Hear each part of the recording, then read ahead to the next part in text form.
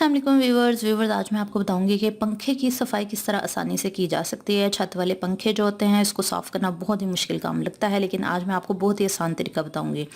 एक साफ़ सुथरा पंखा ना सिर्फ देखने में अच्छा लगता है बल्कि आपको कई बीमारियों से भी बचा सकता है।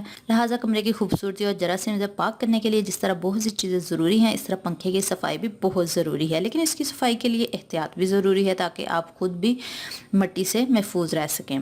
तो चलिए मैं आपको बताती हूँ किस तरह आप आसानी से साफ़ कर सकते हैं। सीलिंग फ़ैन की सफाई के लिए सबसे पहले आप कमरे में रखे गए फर्नीचर और दीगर चीज़ों को किसी भी फालतू कपड़े की मदद से अच्छी तरह ढांप दें, खासतौर पर वो चीज़ें जो पंखे के नीचे हैं। और साथ ही अपने बालों को स्कार्फ या टोपी की मदद से ढांप लें और आंखों के लिए आप किसी चश्मे का भी इस्तेमाल कर सकते हैं। पंखे की सफाई से पहले इस बात का ख्याल करें कि पंखे का स्विच ऑफ है। अब आप पंखे तक हाथ पहुंचाने के लिए टेबल, स्टूल या फिर सीढ़ी का इस्तेमाल कर सकते हैं। और फिर आपने एक पुराने तकिए का गिलाफ लेना है जो तकिया यूज़ में ना हो, और एक कपड़े की मदद से सिरके और पानी के मिक्सचर को आपने तकिए के गिलाफ में अंदर की जानिब छिड़क लेना है।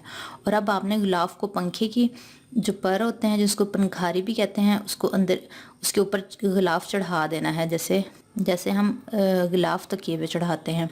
इस तरह करने के बाद आपने दोनों हाथों से अच्छी तरह रगड़ रगड़ कर साफ़ करना है। इस तरह आपका पंखा भी साफ़ हो जाएगा और पंखे की जो मिट्टी होती है, डस्ट होती है, वो भी बाहर नहीं आएगी क्योंकि वो गिलाफ के अंदर ही रहेगी। इस तरह बहुत आसानी से पंखे की सफाई हो जाती है। कैसी लगी आज की वीडियो? अपना वैल्यूएबल फीडबैक ज़रूर दीजिएगा। वीडियो अच्छी लगी है तो लाइक, शेयर और कमेंट ज़रूर कीजिएगा। और अगर इस तरह की मज़ीद वीडियोज़ देखना चाहते हैं तो मेरे चैनल को सब्सक्राइब कीजिएगा और मेरे कुकिंग और व्लॉगिंग चैनल को भी सब्सक्राइब कीजिएगा मज़े मज़े की वीडियोज़ देखने के लिए, जिसका लिंक डिस्क्रिप्शन में है। तो मिलते हैं नेक्स्ट वीडियो के साथ। अपना बहुत सा ख्याल रखिएगा। अल्लाह हाफिज़।